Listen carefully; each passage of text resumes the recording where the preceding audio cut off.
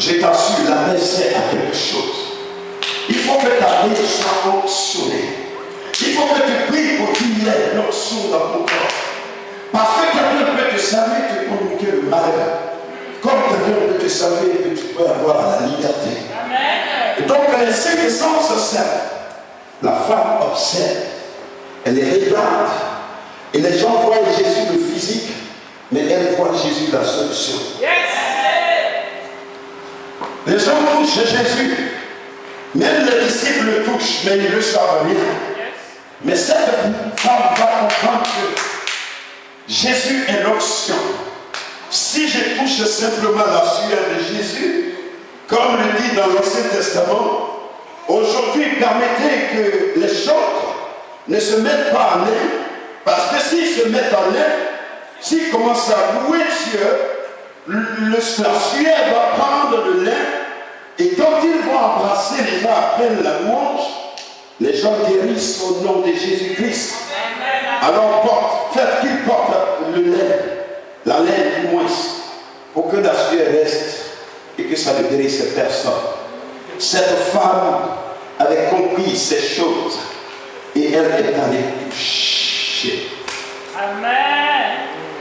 Le pan de la robe. Yes. C'est un mystère. L'habit que tu portes, ta sueur,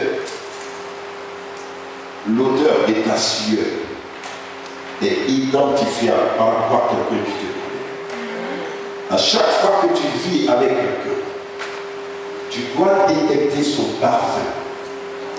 Si tu es marié, connais l'odeur naturelle, je ne parle pas du parfum qu'on achète, mais la sueur, ça dégage une odeur. Et si tu t'appliques, alléluia, y a-t-il quelqu'un qui a senti sentez combien de fois l'Éternel est bon? La parole dit sentez combien de fois l'Éternel est bon. Et donc les narines, ce sont des sens qui doivent permettre au peuple de Dieu de détecter les enfants de Dieu. Il y a des personnes, quand elles veulent mourir, il suffit que je l'approche, je vais sentir une odeur, c'est comme la personne est morte. Elle est décomposée. Pourquoi? Parce que ma faculté des narines a été développée par la grâce de Jésus. Mais pour que je développe cela, j'ai découvert dans la parole que je devais prier et comprendre que ce qui est naturel doit devenir spirituel. Et le Saint-Esprit doit développer des sens, des cinq sens. Tu dois voir, tu dois entendre. La femme a entendu parler de Jésus et c'est resté à jamais. Personne ne lui a volé cette voix. On dit Jésus guérit, Jésus délivre. Avant que Jésus n'entre dans sa nation, elle a entendu parler de Jésus, que le Fils de Dieu, celui dont on a parlé il y a de cela des siècles, est arrivé. Celui qu'on appelle le Sauveur. S'il y a un problème quelconque que tu traverses, il suffit que tu l'approches, ton problème est résolu. Et cette femme a entendu parler de Jésus. Elle a dit, ça c'est l'occasion. J'ai utilisé tous les remèdes du monde, ça c'est le dernier remède qui me reste. Je ne peux pas rater cette occasion.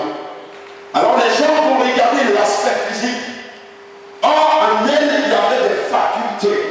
5 facultés physiques qui sont devenues spirituelles. Elle a dit, il faut que j'ai simplement je touche Jésus.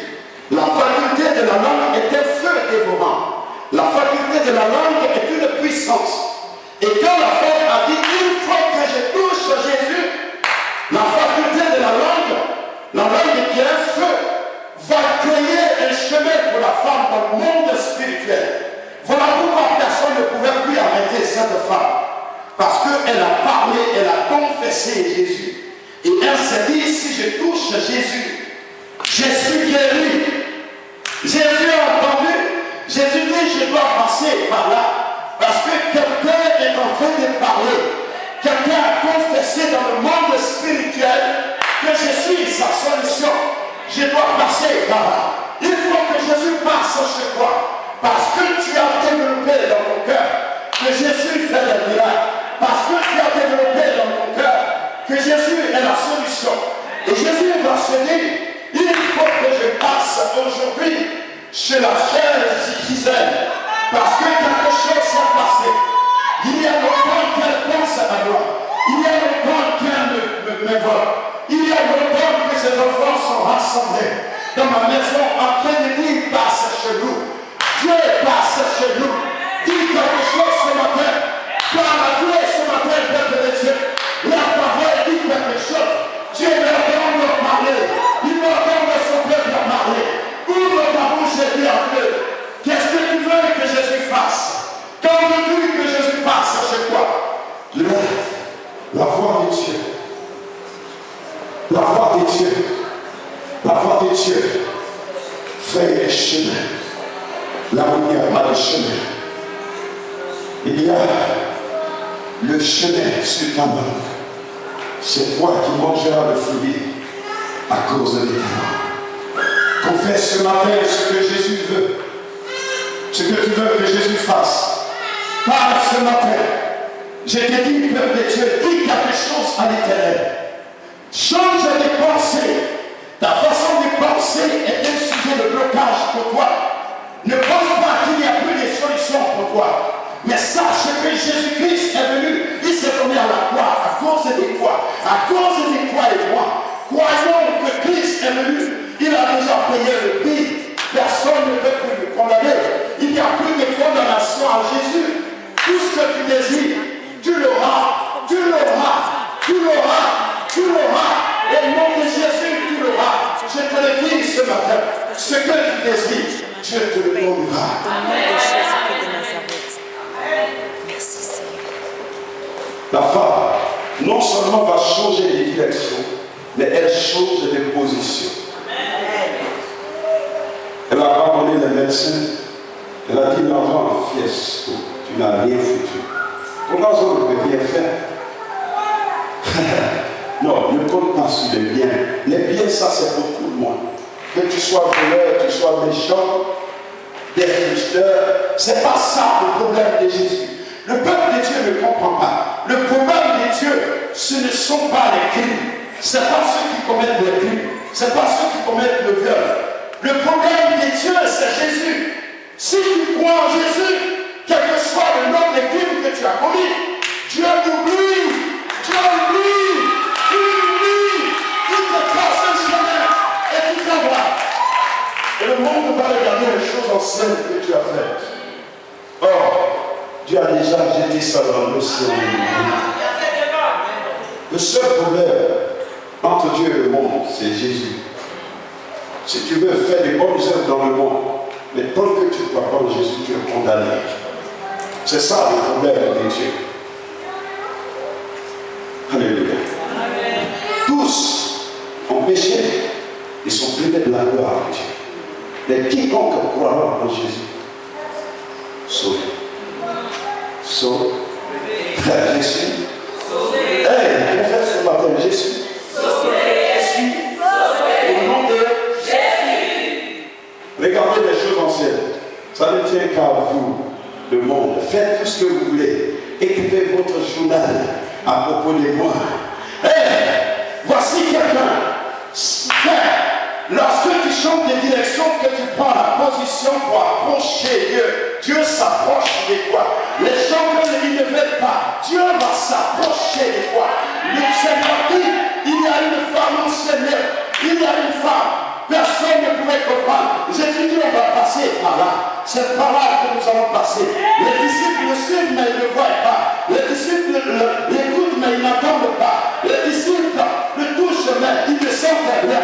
Mais Jésus sait que quelqu'un l'a cru. Jésus sait que quelqu'un a cru en lui et quelqu'un l'attendait pour entrer dans sa vie. Elle est entrée parce qu'elle a changé de position. Elle a dit, fini toi métier. C'est Jésus qui est le guérisseur.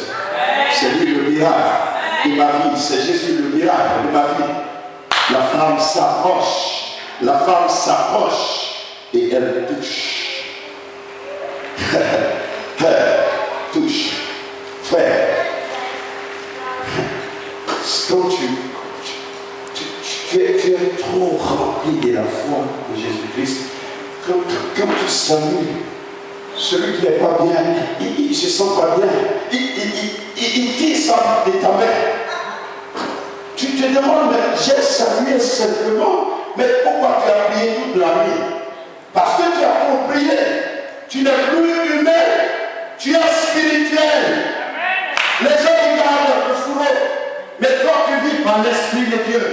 Voilà pourquoi quand tu salues et que quelqu'un te possédait, il va retirer sa main de ta main. Il va te regarder d'une manière et te dire, hey, qu'est-ce qui ne va pas? Mais sache qu'il y a quelque chose en toi qui n'est pas dans la vie de la personne. Vous êtes opposés diamétralement. Il y avait quelqu'un qui devait recevoir Jésus. C'était la femme à la perte de sang. Et Christ va passer par là. Et Christ passe chez toi ce matin. À cause de la position de ton cœur. Toi qui crois en Jésus-Christ, sache que les choses anciennes que le monde pouvait regarder et par rapport auxquelles le monde pouvait te juger est effacé à cause du sang de Jésus. Je ne regarde pas, je n'ai pas de rétroviseur. Jésus a tracé le chemin devant moi. Ce qui m'intéresse maintenant, c'est la vérité. La femme va dire, il faut que je saisisse la vérité. Jésus est le chemin, j'ai changé de direction. Mais ma position maintenant, c'est la vérité. La vérité. Frère, il faut que tu arrives à la vérité de Dieu. Il faut que tu saisisses la parole de Dieu. C'est elle qui vivifie, c'est elle qui délivre, c'est elle qui libère. Dans la parole de Dieu, il y a toute ta solution. Si tu veux, regarde seulement, observe la parole de Dieu. Ne regarde ni à gauche ni à droite. Et va et saisis la parole que tu reçois chaque instant de la bouche de cette personne de Dieu. Mets-la en pratique et tu verras la gloire de Dieu. Alléluia. Amen. Il faut que la conception de ta parole change. La femme dans la société, elle disait, on lui demandait, ma soeur, peut-être toi tu n'as pas les yeux pour voir, mais regarde déjà, je ne suis pas prêt. Elle voulait faire voir aux gens sa souffrance. Tu sens bien? Et toi aussi, tu fais comme si tu ne sais pas que je souffre. Tu ne sens pas. Avoir une perte de temps, des sangs, c'est désagréable. Et 12 ans, mais imaginez 12 ans, comment là, cette femme-là est encore là.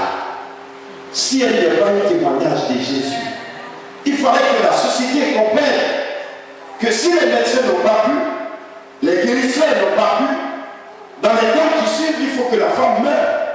Mais si la femme est là, c'est parce qu'il y a quelque chose qui doit se passer. Frère, si tu n'es pas encore mort, ma soeur, si tu n'es pas encore morte, que tu es su dans ce monde, sache que Jésus a déjà un plan à accomplir par toi dans ce monde. C'est pourquoi tu es encore là, quelles que soient les situations.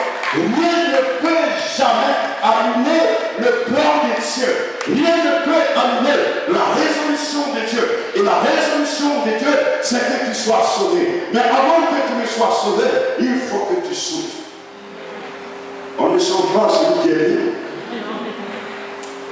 Pourquoi vous m'empêchez? Jésus demande, c'est quoi? Votre problème c'est quoi? Tu manges avec les gens de mauvaise vie. Et apprenons aussi à manger avec les gens de mauvaise vie.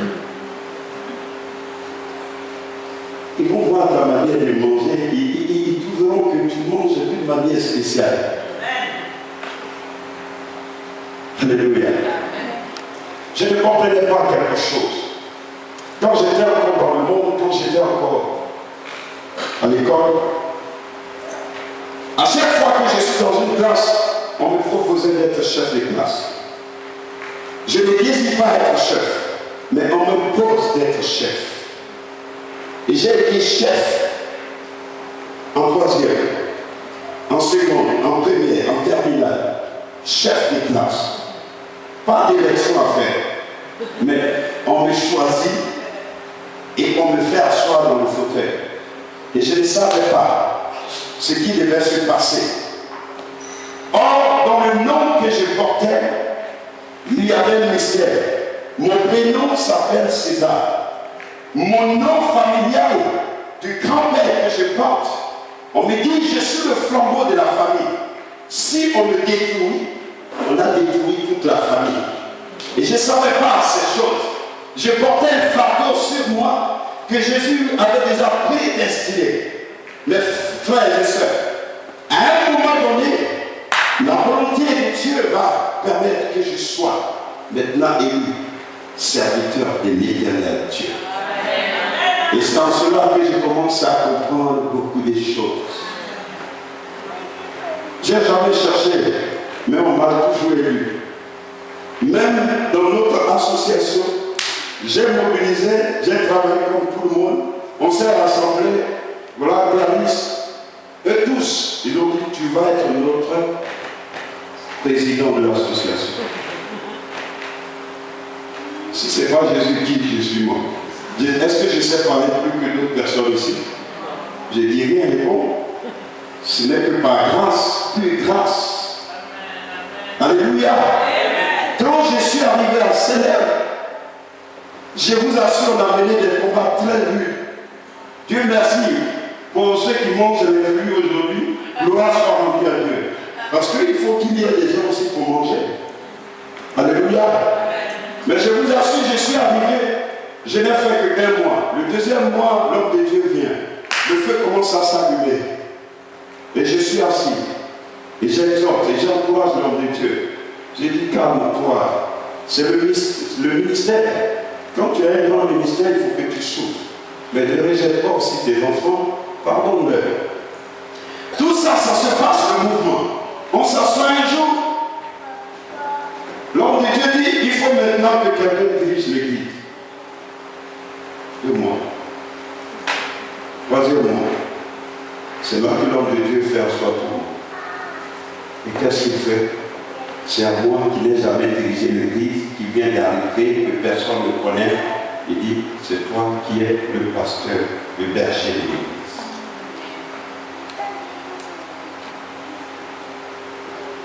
Et faites attention. Je vous assure, parmi ce peuple-là, il y a des élus, des choses.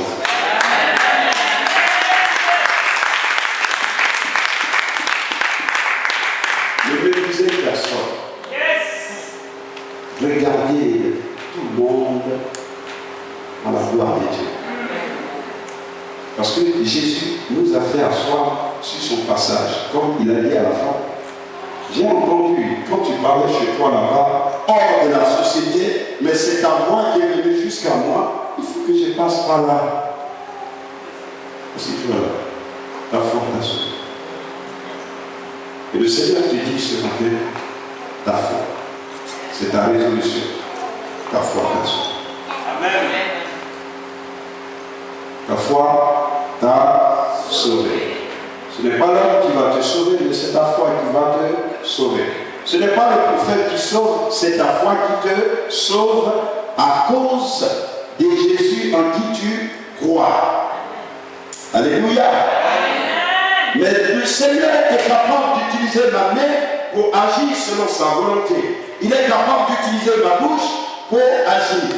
Je peux te regarder, tu vas penser que c'est un être humain, mais le Saint-Esprit peut te fixer avec ses regards et quelque chose peut se passer dans ton cœur et ta vie peut changer dans le nom de Jésus. Alléluia. Amen. Il me reste combien de temps?